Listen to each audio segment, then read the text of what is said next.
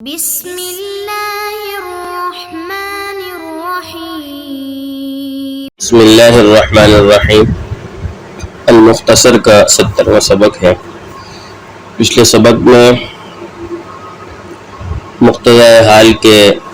مختلف ہونے اور ارجاء کلام کے ساتھ اس کے تعلق کی جو نوعیتیں تھیں اور اس کے اختلاف کی نوعیتیں بیان کی ہیں، اور اس سبق میں مقتضى حال کی جو دوسری اقسام ہیں جن میں دو جملوں کے ساتھ مقتضى حال مختلف ہو سکتے ہیں، ان کا بیان کیا جا رہا ہے۔ فرماتے ہیں وَإِنَّمَا فَصَّلَ قَوْلَهُ وَمَقَامُ الْفَصْلِ يُبَيِّنُ مَقَامَ الْوَصْلِ تَنْبِيهًا عَلَى عَظْمِ شَأْنِ هَذَا الْبَابِ وَإِنَّمَا لَمْ يَقُلْ مَقَامَ خِلَافِهِ لِأَنَّهُ أَخْصَرُ وَأَظْهَرُ لِأَنَّ خِلَافَ الْفَصْلِ إِنَّمَا هُوَ الْوَصْلُ۔ یہاں سے مقتضى حال کی جو دوسری قسم ہے، یہ وہ مقتضى حال جو دو جملوں کے درمیان تعلق رکھتے ہیں، اس دوسری قسم کا بیان ہے۔ اس کی تفصیل یہ ہے کہ اگر کسی مقام کے مناسب فصل ہے،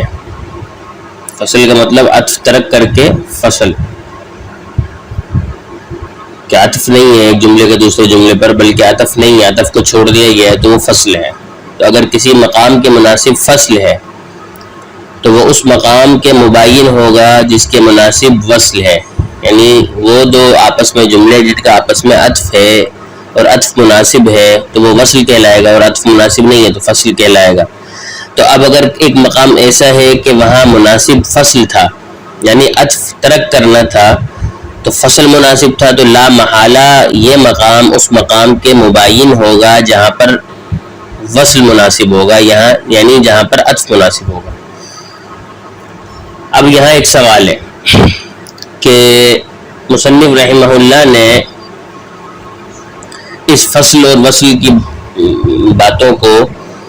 اور اس مقام کے تباین کو تنکیر اور اطلاق جو پیچھے بیان ہوا تھا اس کے ساتھ کیوں ذکر نہیں کیا، علیحدہ کر کے کیوں ذکر کیا ہے، الگ سے کیوں بیان کیا ہے؟ یعنی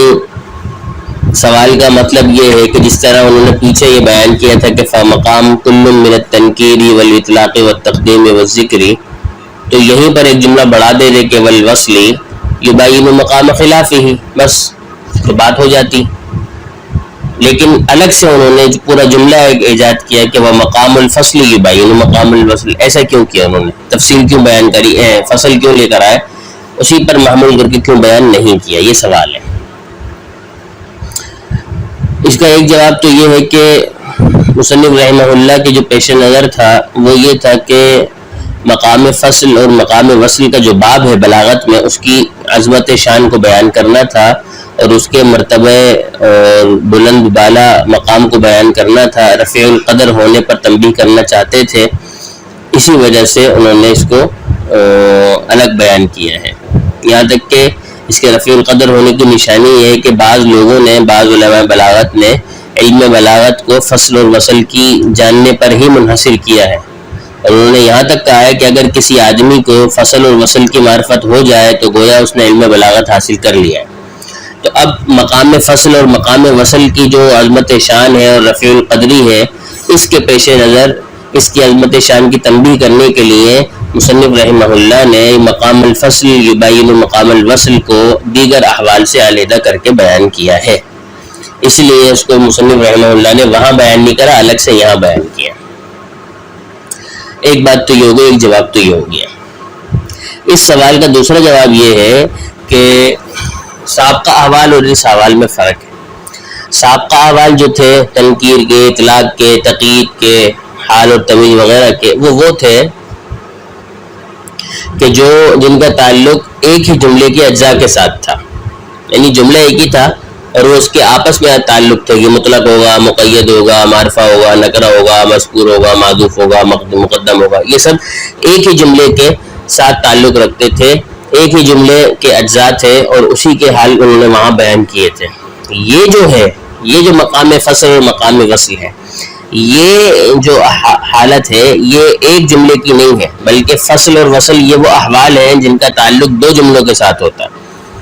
تو ان احوال کا تعلق ایک جملے کے اجزاء کے ساتھ تھا، فصل و وصل احوال کا تعلق دو جملوں کے ساتھ ہوتا ہے. لہذا اس فرق کی وجہ سے فصل اور وصل کو مصنف رحمہ اللہ نے ان کے حالات کو علیحدہ کر کے ذکر کیا ہے، وہاں اس لیے ذکر نہیں کیا. یہ دو جواب ہو گئے. یہاں پر پھر ایک اور سوال ہے. سوال یہ ہے کہ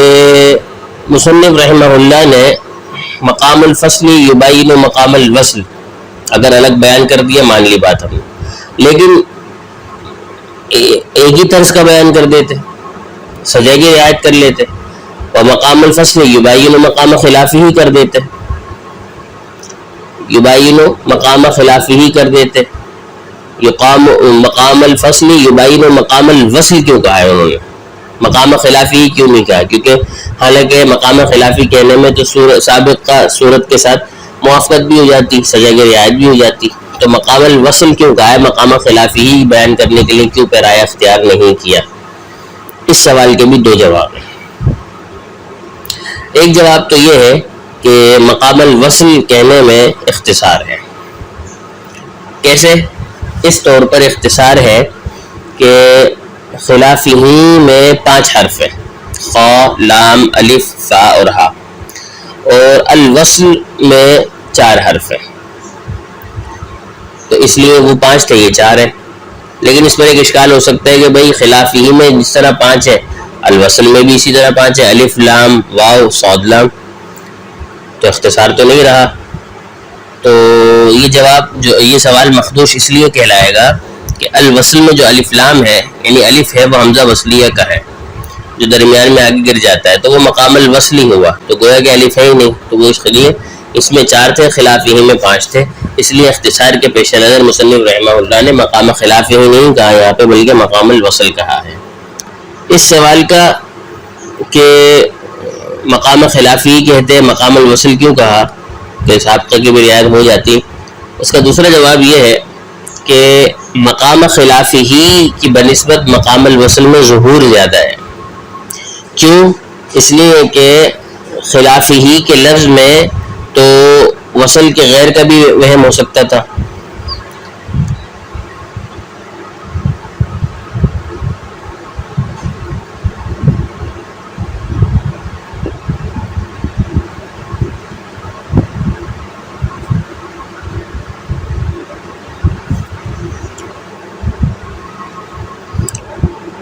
بجائے اس کے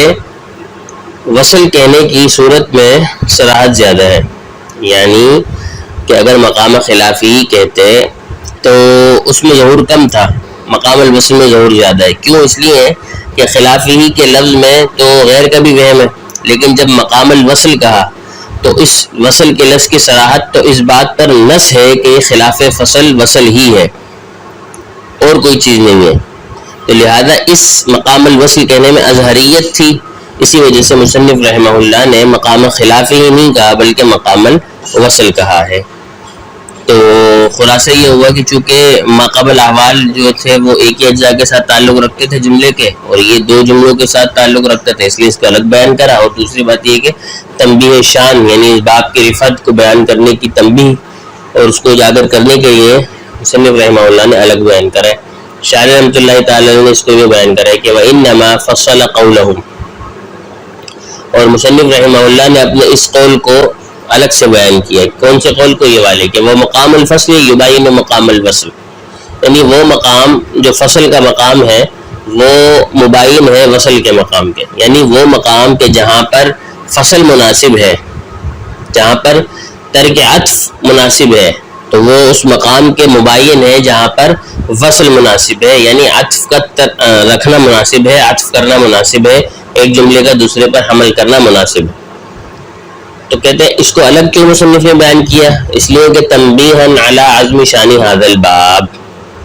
کہ اس وصل اور فصل کے باب کی شان کی بڑائی کی تنبیہ کرنے کے لیے، یعنی فصل اور وصل کے جو باب ہے علم بلاغت میں اس کی تنبیہ، اس کی عظیم شان اور رفعت القدر ہونے کی تنبیہ کرنے کے لیے، تنبیہ بیان کرنے کے لیے انہوں نے الگ سے اس کو بیان کیا ہے۔ وَإِنَّمَا لَمْ يَكُنْ مَقَامَ خِلَافِهِ، اور مصنف رحمہ اللہ نے اس پیرائے بیان میں وَمَقَامُ الْفَصْلِ يُبَيِّنُ مَقَامَ خِلَافِهِ نہیں کہا، بلکہ مقام الفصل يبین مقام الوصل کا، مقام خلافی نہیں کہا، لأنه اخصر، کیوں؟ اس لیے کہ مقام الوصل زیادہ مختصر ہے، اس کی وضاحت ہم نے کر دی ہے کہ اس میں خلافی میں 5 ہے اور وصل میں 4 ہے۔ وہ اظہر، دوسری بات ہے کہ یہ زیادہ ظاہر ہے، کیوں؟ مقام خلافی کے مقابلے میں یہ زیادہ اس لیے ظاہر ہے کہ لأن خلاف الفصل، کیونکہ اگر مقام خلافی ہی کہتے کہ بھائی مقام فصل مباین ہوتا ہے اس کے خلاف کے مقام کے، یعنی اس کے مخالف مقام کے مغایر ہوتا ہے، اگر یہ کہتے ہیں تو بھائی فصل جو ہے اس کا جو خلاف ہے اس میں غیر کا بھی وہم ہو سکتا ہے، دیگر چیزوں کا بھی، لیکن جب مقام الوصل کر دیا تو یہ زیادہ ظاہر ہو گیا، اس لیے کہ فصل کا جو خلاف ہے وہ وصل ہی ہوتا ہے، دوسرا نہیں ہو سکتا، اس لیے مقام الوصل کا ہے، مقام خلافی ہی نہیں کہا ہے۔ شاعر رحمۃ اللہ تعالی علیہ نے یہاں تک جو ہے وہ مقتضى حال کی جو دوسری قسم تھی اس کو بیان کر دیا ہے، اور اس کا خلاصہ یہ ہے کہ وہ مقام جہاں پر فصل مناسب ہے، یعنی جہاں دو جملوں میں آپس میں الگ الگ رکھنا مناسب ہے، عطف کے بغیر کام کرنا مناسب ہے، وہ مقام اس مقام کے مباین ہے جہاں پر دو جملوں کا ایک ساتھ اور عطف کے ذریعے ذکر کرنا واجب ہے، ذکر کرنا لازم ہے، تو یہ دونوں میں تباین ہوتا ہے، تو اس لیے جو ہے مقتضی احوال جو ان دونوں کے مختلف ہوں گے، یعنی ایک تعلق مقتضی ایک قسم وہ ہو گئی جو پیچھے بیان کر دیا ہم نے کہ جن کا اجزائے جملے کے ساتھ تعلق تھا، یعنی تنکیر، تقیید اور تذکیر اور تقدیم اور ان کے خلاف، اور ایک قسم یہ ہے کہ جو دو جملوں کے ساتھ تعلق رکھتی ہے، یعنی مقام فصل اور مقام وصل۔ الگ سے اس لیے بیان کیا ہے کہ یہ عظیم الشان باب ہے، اس کے رفعت القدری کو بیان کرنے کے لیے مصنف رحمۃ اللہ تعالی علیہ نے اس کو الگ سے بیان کیا ہے، اور یہاں پر جو مقتضی حال کی دوسری قسم تھی وہ ختم ہو گئی، اور آگے جو ہے پھر مقتضی احوال کی جو تیسری قسم تھی کہ جو نہ تو پہلی قسم کے ساتھ تعلق رکھتی ہے نہ دوسری کے ساتھ، بلکہ الگ سے تیسری اس کو بیان کیا ہے۔ اللہ تبارک و تعالیٰ نے اس کو سمجھنے کی توفیق عطا فرمائے۔ بس یہ ذہن میں رکھنی چاہیے بات کہ جو علم بلاغت میں یہ والا باب ہے مقام وصل اور مقام فصل، اور وہ جو اگلا والا باب ہے وہ دونوں ہی معتمم بالشان باب ہے، اور دونوں ہی جو ہے وہ تھوڑے سے تفصیل طلب باب ہے، اس لیے ان کو علیحدہ سے بیان کیا جاتا ہے۔ اس کو سمجھنے کی اللہ تبارک و تعالیٰ توفیق عطا فرمائے۔ وما توفیق الا باللہ۔